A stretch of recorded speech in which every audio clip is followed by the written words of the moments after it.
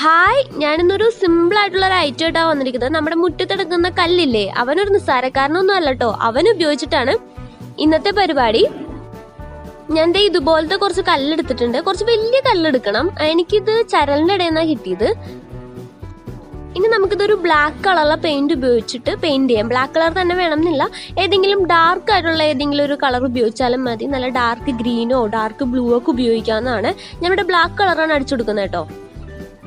ഞാനിവിടെ 3 കല്ലാണ് എടുത്തിരിക്കുന്നത്. പിന്നെ നമുക്ക് ആവശ്യം ഇതുപോലത്തെ കുറച്ച് ബഡ്സ് ആണ്. പിന്നെ ഇതുപോലത്തെ ഒരു പെൻസിൽ തന്നെ വേണമെന്നില്ല, പെന്നോ അങ്ങനെ എന്തെങ്കിലും ആയാലും മതി.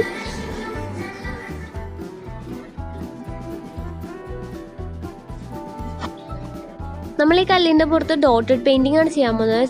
പെയിൻറ്റിങ് അറിയാൻ പാടില്ലാത്തവർക്കും ചെയ്യാൻ കഴിയുന്ന വളരെ സിമ്പിളായിട്ടുള്ള പെയിൻറ്റിംഗ് ആണ് ഡോട്ടഡ് പെയിൻറ്റിങ്.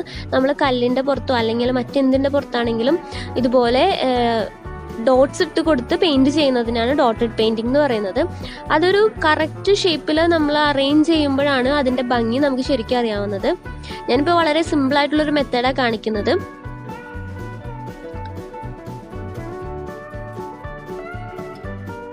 ഇതിനായിട്ട് ഞാൻ മറ്റു ടൂൾസ് ഒന്നും ഉപയോഗിക്കുന്നില്ല. നമ്മുടെ കയ്യിലുണ്ടാകുന്ന പെന്നും പെൻസിലൊക്കെ തന്നെയാണ് നമ്മൾ ഇതിനായിട്ട് ടൂൾസായിട്ട് ഉപയോഗിക്കേണ്ട ആവശ്യമുള്ളൂ. അല്ലാതെ മറ്റു ടൂൾസ് വേണമെന്നൊന്നും യാതൊരു നിർബന്ധമില്ല.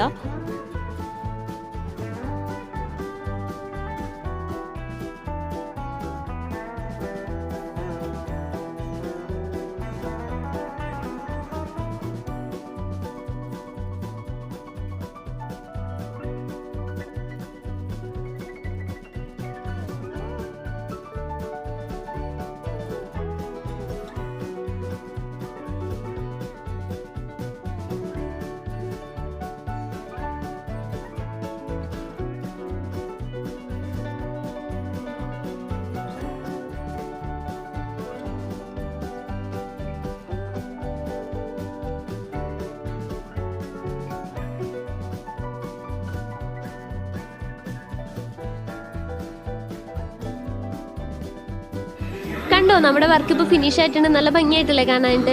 നമുക്കിത് പേപ്പർ വെയിറ്റ് ഒക്കെ ആയിട്ട് ഉപയോഗിക്കാവുന്നതാണ്. അല്ലെങ്കിൽ ഒരു ബൗളിൻ്റെ അകത്ത് ഒരുപാട് കല്ല് ഇതുപോലെ ഡെക്കറേറ്റ് ചെയ്ത് വെച്ചിട്ടുണ്ടെങ്കിൽ നല്ല ഭംഗിയായിരിക്കും. നിങ്ങൾക്കിത് ഇഷ്ടപ്പെട്ടെങ്കിൽ തീർച്ചയായിട്ടും ഉണ്ടാക്കി നോക്കണം. വളരെ യൂസ്ഫുൾ ആയിട്ടുള്ള ഒരു സിമ്പിൾ ആയിട്ടുള്ള ഒരു ഐഡിയ ആണിത്. ഇനി നമുക്ക് അടുത്ത വീഡിയോ കാണാം. ടാറ്റാ.